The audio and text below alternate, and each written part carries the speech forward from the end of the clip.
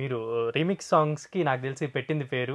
ఎలాగైతే background స్కోర్‌కి Sai background score చేస్తే మనం హ్యాపీగా సేల్ చేసుకోవచ్చు అనే పేరుంది.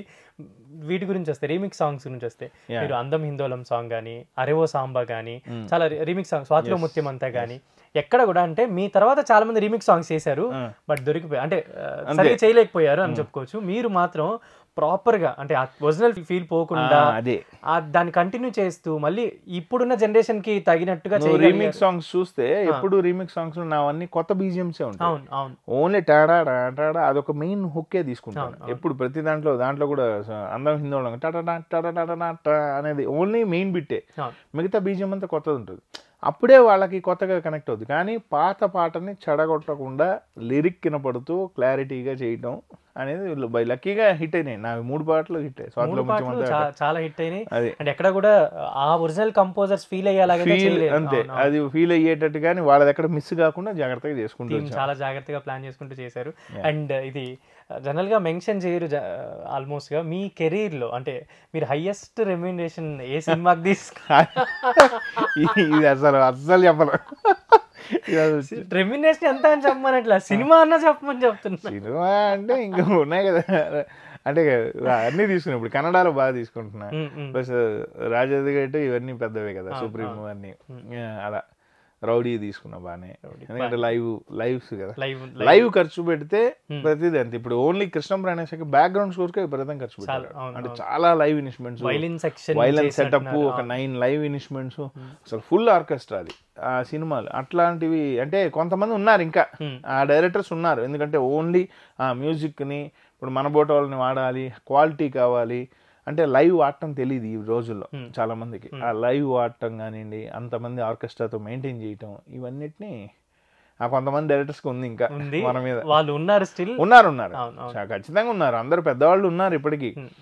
బై లక్ ఏంటంటే ఆ సినిమా రావాలి, ఎప్పుడు ఒకటే షరత్. ఇప్పుడు నీకు అవకాశం వస్తే నువ్వు ప్రూవ్ చేసుకోవాలి, అవకాశం రావాలి. ఇక్కడ అవకాశం రావటమే గొప్ప విషయం. అంటే ఈ మాట మొన్న అంటే మణిగారు కూడా వన్ ఆఫ్ ఫ్యూ ఇంటర్వ్యూస్ ఆయన కూడా మెన్షన్ చేశారు, అంటే మ్యూజిక్ మీరు కూడా చేయండి, బట్ ఒకటో రెండో మాకు అంటే ఎందుకంటే ఆ స్టేజ్కి అలా ఎందుకు చేంజ్ అయిపోయింది మొత్తం ఇండస్ట్రీ, మ్యూజిక్ ఇండస్ట్రీ అని. అంటే మీరు ఇన్ని సినిమాలు చేసి ఓపెన్ గా చెప్తున్నాను, ఒకటి ఆ జెన్యూన్గా ఉన్న అంటే జెన్యూన్గా తెలిసి సినిమాని ప్యాషన్ మీద తీసే ప్రొడ్యూసర్స్ తగ్గిపోయారు. ఇప్పుడు ఎవరైనా డబ్బు ఉంటే ప్రొడ్యూసర్స్ అంతే, వాళ్ళకేంటంటే ఇంకా దాని మ్యాటర్ తెలియదు, దాని వాల్యూ తెలియదు. దాని వాల్యూ తెలియనప్పుడు ఏంటంటే ఎవరు తక్కువ చేస్తారు, ఇప్పుడు సాయి ఇంత అడుగుతాడు, ఇంకోళ్ళు ఇంకే తక్కువ చేస్తారు అనేది. అందుకనే టాప్ 10 హీరోస్ వరకే ఆ క్వాలిటీ అది ఉన్నాయంటే ఆ పెద్ద హీరోలు ఆ కాన్సెప్ట్లో పెడుతున్నారు అంటే ఇంతే. వీళ్ళలో బెస్ట్ కంపోజర్స్ చాలా రేర్గా ఉన్నారు, అలా వెళ్తుంది. సో అంటే మనీ పరంగా తక్కువకి ఎవరు వస్తే వాళ్ళ చేతి చేయించుకోవడానికి అలవాటు. అంటే జనరల్ ఇది కొత్త ప్రొడ్యూసర్, ఎందుకంటే వాళ్ళకి అసలు జనరల్ మనీ వరకు తెలుసు, ఎలా బ్యాక్గ్రౌండ్ వర్క్. నేను ఒక సినిమా చేస్తున్నానండి, ఈ పాట హిట్ అయిపోయింది, ఈ పాట హిట్ అయింది అయితే పెట్టేద్దాం. పాట హిట్ కాదు కదా, సినిమాకి చాలా ఉంటుంది కదా. ఒక సినిమాని ఒక ఎమోషన్ అవటం, ఇప్పుడు ఊరకే హిట్ అవ్వబ్బా. ఇప్పుడు జైలర్ ఎందుకు హిట్ అయింది, ఆడియో ఎందుకు హిట్ అయింది, ఆడియో. ఎందుకంటే సౌండ్ క్వాలిటీ, ఒక ఎమోషన్. జైలర్ కానీ ఇవి కానీ ఇప్పుడు రజనీకాంత్ గారు మరి అంత ఏజ్ లో హిట్ కొట్టారంటే ఏంటి, చిన్న కమల్ హాసన్ గారు ఎన్ని సినిమాల తర్వాత హిట్ కొట్టారు, విక్రమ్. మరి అవన్నీ అంటే వాళ్ళ కష్టం ఊరకే పోలేదు కదా. వాళ్ళు అక్కడ మ్యూజిక్ డైరెక్టర్ ఒక డ్యూటీ చేశాడు కాబట్టి సూపర్ గా మెయిన్ రోల్ చేశాడు అనిరుద్ధ్. అసలు ఇప్పుడు ట్రెండ్ కి పిచ్చి ఫేవరెట్, రియల్లీ ఎక్స్ట్రాడినరీ అనమాట అబ్బాయి, చాలా బాగా చేస్తాడు. అండ్ మీరు చేసేటప్పుడు, మీరు ఇండస్ట్రీకి వచ్చినప్పుడు ఇక్కడ నాకు తెలిసినంత వరకు మీరు ఎక్కడన్నా ఏ ఏరియాలో ఫస్ట్ స్టార్టింగ్ హైదరాబాద్ వచ్చినప్పుడు? నేను ఇక్కడికి వచ్చినప్పుడు గుడిమల్కాపూర్ దగ్గర నుంచి ఎవరైనా కలవాలంటే ఇక్కడికి వచ్చి మళ్ళీ ఇక్కడికి వస్తున్నాను, ఫిల్మ్ నగర్కి వస్తున్నాను, అత్తాపూర్ నుంచి వచ్చేవాడిని. అత్తాపూర్ నుంచి ఎట్లా మీ ఫస్ట్ సినిమా గుర్తుంది, అంటే ఏ సినిమాకి చేశారు? ఫస్ట్ కమిట్ అయింది అయితే అబ్బో ఆడవాళ్ళు అనే సినిమా. అబ్బో ఆడవాళ్ళు రిలీజ్ నియర్ గా వచ్చి కాల్ సెంటర్ సినిమా. అప్పుడు బాగా ఫస్ట్ పార్టే నాకు ఒకటేసారి 6 వీటిలో రావటం, రేడియోస్లో అన్నిట్లో రావటం, టాప్లో టాప్లోకి ఎక్కడం అసలు బాగా ఎక్కింది అనమాట. కాల్ సెంటర్ నుంచి వరుసగా కన్మణి డైరెక్టర్, అది అక్కడి నుంచి స్టార్ట్ అయింది. అండ్ అప్పుడు అక్కడి నుంచి ఇక్కడికి వచ్చి కలవడానికి మీరు ఎంత వెయిట్ చేశారో నాకు ఐ నో పర్సనల్లీ.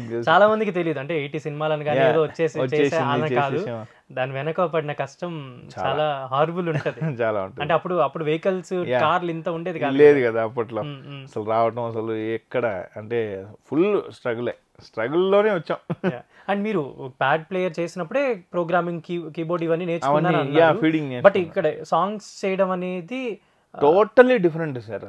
ఎందుకంటే మన మ్యూజిక్ ఆర్కెస్ట్రా ఫీల్డ్ కి అసలు ఫిలిం ఫీల్డ్ కి అసలు బీభత్సమైన డిఫరెన్స్. ఎందుకంటే ఇక్కడ ఒక సినిమా కమిట్ అయ్యి అందరికీ అదొకటి ఉంటుంది ఏంటంటే, ఒక సినిమా కమిట్ అయ్యి ఒక సినిమాకి ఒక సాంగ్ డైరెక్టర్కి ఓకే చేయటం అంటే అది అసలు ఇంకా ఒక యుద్ధం లాగా అందరూ ఫీల్ అవుతుంటారు. అంటే నేను కూడా అక్కడ కూడా ఏమనుకుంటానంటే పని చేయటం ఒకటే అనుకుంటాను. మనం సిన్సియర్గా పని చేయటమే మనకు అవకాశం వస్తుంది. అస్సలు ఊరికే నేను మొన్న కూడా అక్కడ అన్నాను, ఈయన వాళ్ళ అబ్బాయి కాబట్టి, ఈయన వీళ్ళ అబ్బాయి కాబట్టి వీళ్ళు తోసుకుంటారనేది ఈ బూస్టింగ్ ఒక 20%. అంతే 80% ఆర్టే